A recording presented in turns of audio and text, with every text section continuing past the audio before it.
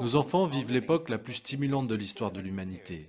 Ils sont submergés d'informations, leur attention est captée par tous les supports. Ordinateurs, iPhones, publicités, chaînes de télévision par centaines.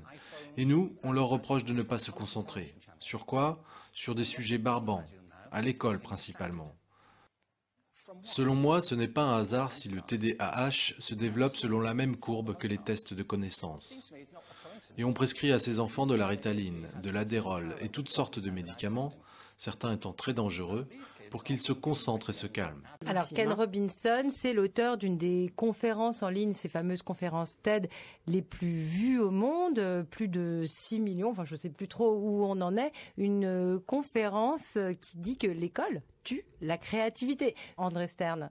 Moi, je sais que la neurobiologie nous a montré qu'on a cru pendant des décennies, voire des siècles, que le cerveau était génétiquement programmé. Et ça a permis de mettre en place tout un ordre du monde, qui reposait sur l'idée que c'est vos gènes qui ont décidé que vous veniez au monde comme une personne intelligente ou comme une personne bête, et puis on s'y tenait toute sa vie. Puis on a découvert que dans le cerveau des jeunes de nos jours, la région qui est responsable des mouvements des pouces, cette région est beaucoup plus grosse que la même région du cerveau chez les mêmes jeunes d'il y a 50 ans. Donc on s'est dit, voilà qui remet une croyance concernant le cerveau bien en cause. C'est donc pas génétiquement programmé. Donc c'est comme un muscle qui se développe selon l'usage qu'on en fait.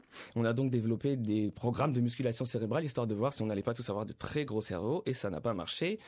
Posant ceux qui développaient ces programmes devant une question poignante, mais pourquoi ce qui marche tellement bien pour l'écriture des SMS ne marche-t-il mais pas du tout pour l'apprentissage des mathématiques? C'est là qu'on a fait une découverte majeure. On a découvert que notre cerveau, tenez-vous bien, se développe quand nous l'utilisons, et là où nous l'utilisons avec enthousiasme.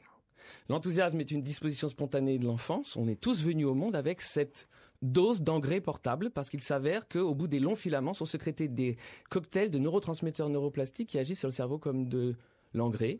Et on a mesuré une tempête d'enthousiasme dans le cerveau d'un enfant de 2 à 3 ans toutes les 2 à 3 minutes. Parce qu'on le sait, les enfants ne connaissant pas, c'est une autre de leur disposition spontanée, ne connaissant aucune des hiérarchies entre les matières, entre les métiers, ils ne connaissent aucune, ils s'enthousiasment pour chacun, ils aiment chacun pour ce qu'il est et pour ce qu'il fait, qu'il tricote ou qu'il soit un professionnel des mathématiques, aussi bien pour le laveur de carreaux que pour l'astronaute.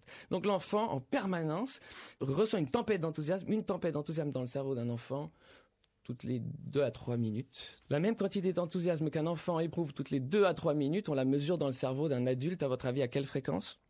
Ça dépend des gens. Françoise Singly, voilà, Françoise Singly, elle a particulièrement joyeuse. La moyenne mondiale, c'est 2 à 3 fois par an.